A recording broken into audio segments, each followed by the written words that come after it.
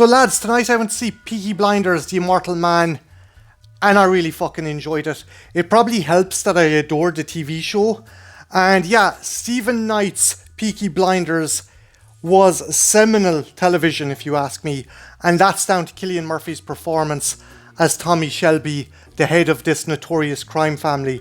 Murphy crafted such a morally grey character that he's up there with the likes of Walter White and Tony Soprano for TV anti-heroes. But there's just something that bit more visceral and deeper with the character.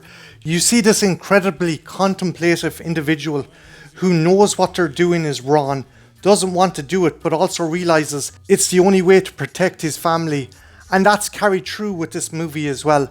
The main plot revolves around Tommy returning to his old stomping ground of Small Heath to bail his son Duke out of a plot involving Nazis trying to undermine the UK economy so they can win World War II. So yeah, the plot is lofty as fuck, but I'm not going to lie to you guys, this is essentially an episode of Peaky Blinders turned up to 11 with the stakes as high as they come, and I loved every fucking minute of it, and that's down to the cast. As I said before, Cillian Murphy can do no wrong because Tommy Shelby is a moral quagmire that is just so deep and so intriguing that we want to learn more and more about him.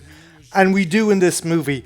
Not too much, the veil isn't totally dropped, there is a bit of mystery with him, but the mystique and badassness of Tommy Shelby is still intact here, and Murphy just dials that shit right up to 11. Playing Tommy's son, Duke, you have another great Irish actor, Barry Keoghan. Keoghan actually replaced Conrad Khan, who was Duke in season 6 of Peaky Blinders, and I do feel bad for Khan because this is a meaty fucking role and he lost out on it because Duke Shelby is just as complex, if not more so complex, than his father Tommy. This is an individual who wants to escape the shadow looming over him of Tommy Shelby, but he wants acceptance. He wants acknowledgement from Tommy that he is his son.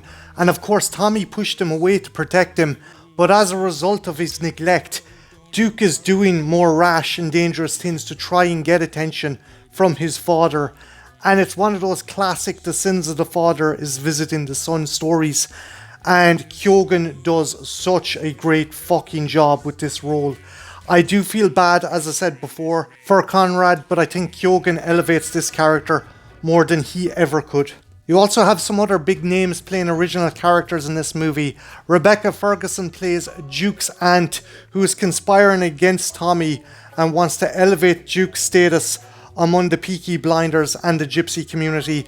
And you have Tim Roth as Beckett, a Nazi agent who's infiltrated the British Fascist Party and whose entire plot relies on Duke and the Peaky Blinders to smuggle in money to the UK to destabilise the economy. And yeah, he's a fun character. He's great foil to Tommy Shelby, but he's nowhere near as good as, say, the likes of Adrian Brody or Tom Hardy's Alfie Solomons, which was an excellent fucking character and one of my favourites from the series. And when you put Beckett against him, he's kind of boring. But that said, Tim Roth is still a fun antagonist for this movie. One other thing I adored about this movie is, like the series, they kept a contemporary soundtrack and they took some contemporary songs and changed them to give them a more haunting traditional feel, particularly Massive Attack's Teardrop.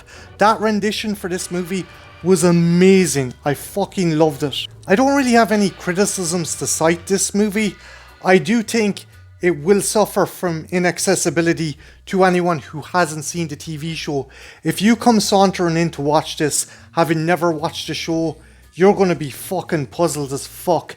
As the kids say, there's a lore dump going on here that you will need to have watched the shows to understand. And yeah, that's going to be an Achilles heel for this movie at the box office. This movie is made for fans of the show and no one else.